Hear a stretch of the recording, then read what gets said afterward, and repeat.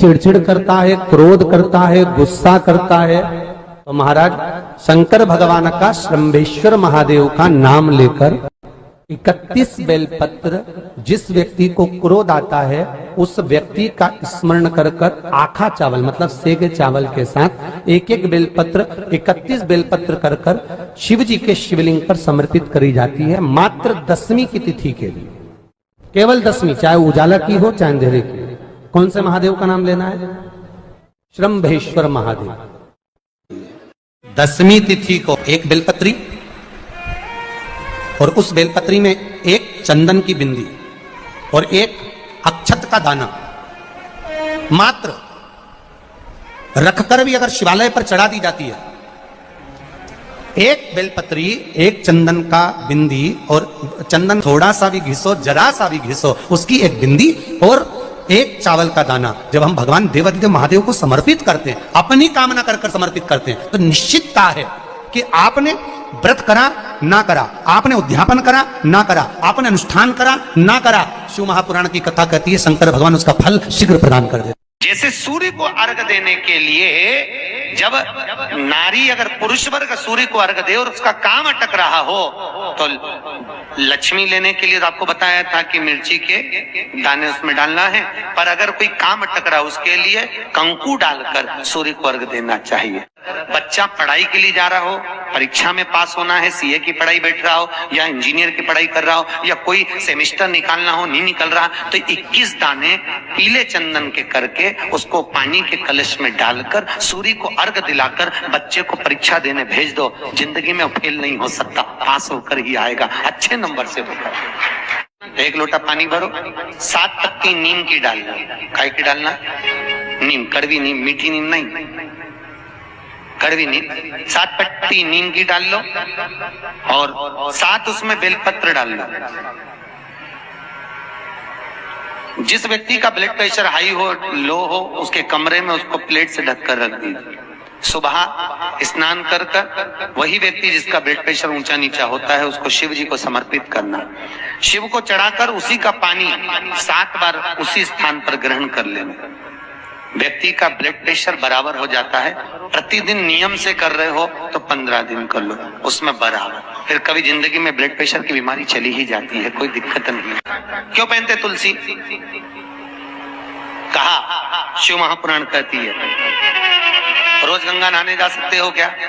अरे बोलो तो। नर्मदा नहाने नहीं, यमुना नहाने नहीं, सरयू नहाने नहीं। प्रतिदिन व्यक्ति गृहस्थ में रहने वाला मनुष्य प्रतिदिन गंगा यमुना नहाने नहीं जा सकता। तो बाबा भोलेनाथ की कथा वेद व्यास जी ने कहा, जो वैष्णव जीव गले में तुलसी पहनेगा और जो शिव का भगत गले में रुद्राक्ष पहनेगा, जब स्नान करेगा उस रुद्राक्ष का पानी, तुलसी का पानी उसके शरीर से लगता हुआ जाएगा, तो गंगा यमुना सरयू सरस्वती सबके स्नान का फल उसको तुरंत मिल जाएगा, तुरंत प्राप्त। बेलपत्री शिव जी को क्यों चढ़ाई जाती है? जम के बोलो जरा। हम अपनी बात बाबा से नहीं कर सकते, तो एक बेलपत्र को लेकर हम भगवान देवाधिदेव महादेव से जब उनको समर्पित करते हैं तो अपने दिल की बात, हृदय की बात शिव को कह देते, मन की बात भगवान को अपने हृदय की बात कर देते। एक बेलपत्र, एक लोटा जल, बोलो बोलो जम के, सारी समस्या का हल। सब्जी का ठेला लगा रहे हो, फल का ठेला लगा रहे हो, धक्के की जिंदगी जी रहे हो, दरवाजे पर बैठे हो, कहीं ना कहीं तुम दास्य भाव की जिंदगी जी रहे हो, तकलीफ में जिंदगी जी रहे हो, बहुत दुख की जिंदगी जी रहे हो, बहुत कष्ट की जिंदगी जी रहे हो, उनसे केवल निवेदन करूंगा 3 महीने 2 जगह पर जल चढ़ाना प्रारंभ कर दीजिए, केवल 3 महीने। एक शंकर भगवान के शिवलिंग पर, दूसरा बेलपत्री के पेड़ के नीचे। 2 जगह पर जल चढ़ाना 3 महीने लगातार चालू कर दो, बाबा तुम्हारा हाथ पकड़कर तुम्हें उन्नति की सीढ़ी पर चढ़ा देगा।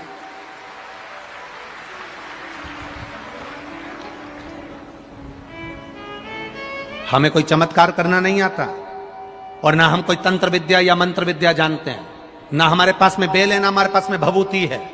हमारे पास में तो केवल शिव का नाम है। आप श्री शिवाय नमस्तुभ्यम बोलो, ओम नमः शिवाय बोलो, नमः शिवाय बोलो, चाहे महामृत्युंजय मंत्र बोलो, उसका स्मरण करते करते भगवान शंकर के शिवलिंग पर जल और उसी पात्र में जो जल तुमने शंकर जी को चढ़ाया है उसमें से बचा हुआ थोड़ा सा जल बेलपत्री के पेड़ के नीचे चढ़ाना प्रारंभ कर दो। अलग से बेलपत्री के पेड़ के नीचे चढ़ाने के लिए अलग से लोटा भर के जल जरूरत नहीं पड़ेगी। जो तुमने शिव जी को जल चढ़ाया, जो तुमने देवाधिदेव महादेव को जल चढ़ाया, बस उसी पात्र का जल शंकर जी को चढ़ाओ, उसमें से बचा हुआ थोड़ा सा जल बेलपत्री के वृक्ष के नीचे चढ़ाना प्रारंभ करना। कौन सा बेलपत्री का वृक्ष? जिसकी छाया आपके ऊपर आ रही हो। शिव महापुराण बड़ी सुंदर बात कहता है, ध्यान दीजिएगा।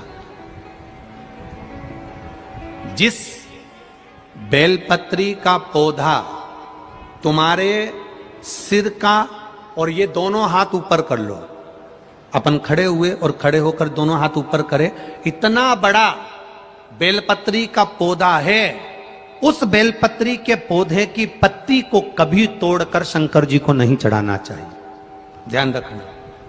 कितना बड़ा पौधा, आप खड़े हो जाओ और खड़े होने के बाद आपका हाथ ऊंचा कर लेना।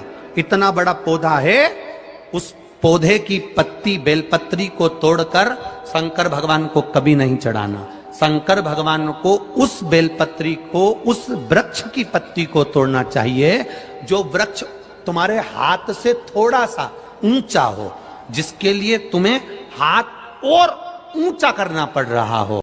जैसे एक बच्चा अपनी मां की गोद में बैठने के लिए दोनों हाथों से उचकता है, आवाज लगाता है, उचकता है, आवाज लगाता है, हाथ ऊपर करता है, तो मां उस बच्चे को गोदी में ले लेती है। उसी तरह उस बेलपत्री के वृक्ष की पत्ती तोड़ना चाहिए जिसने थोड़ी उन्नति कर ली हो, जो थोड़ा ऊंचा हो गया हो। तुम उसको पाने का प्रयास करो तो भगवान भी तुम्हें अपनी गोदी में ले ले। ऐसे वृक्ष की पत्ती तोड़।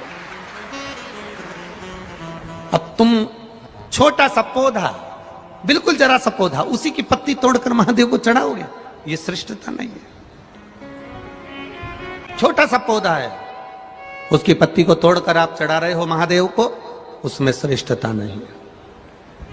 वो छोटा है, जो बड़ा, जिसकी छांव तुम्हारे सिर पर आ जाए, आशीर्वाद जिसका तुम्हारे सिर पर आ जाए, उसके नीचे जाओगे, उसके नीचे आराधना करोगे तो थोड़ा सुख का भान होगा। जो छोटा पौधा है उसको बड़ा करने का प्रयास करो, और जो बड़ा है उसके नीचे जो शिव जी को एक लोटा जल चढ़ाया, बाद में वो जल ले जाकर आपने बेलपत्री के पेड़ के नीचे समर्पित करा, शंकर भगवान को दिया और फिर बेलपत्र को समर्पित करा। उसका सुख, उसका आनंद, उसकी भक्ति, उसका स्नेह, उसका स्मरण सुख प्रदान करेगा। जा रहे थे गुरुजी, हम 3 महीने से मंदिर जा रहे हैं, हम 5 महीने से मंदिर जा रहे हैं, भगवान तो हमारी सुन ही नहीं रहा। भगवान से हमारा कौन सी दुश्मनी है जो भगवान ने सारा दुख हमको दे दिया? भगवान हमारी सुन ही नहीं रहा।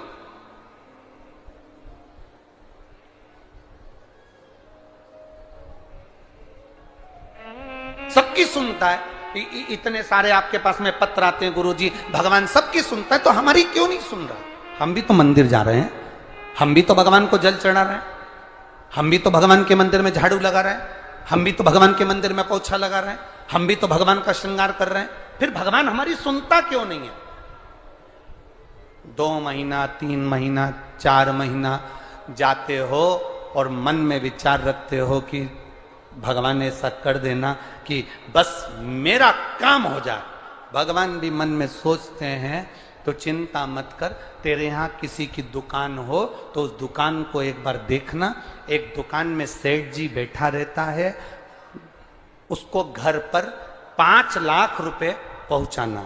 समझना जरा बहुत अच्छे से, सेठ जी दुकान पर, ऑफिस में, और उसको 5 लाख रुपए अपने घर पर भेजना है।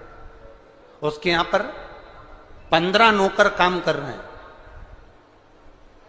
एक नौकर 1 महीने पहले लगा, एक नौकर 3 महीने पहले लगा, एक नौकर 10 महीने पहले लगा, एक नौकर 1 साल से लगा, एक नौकर 5 साल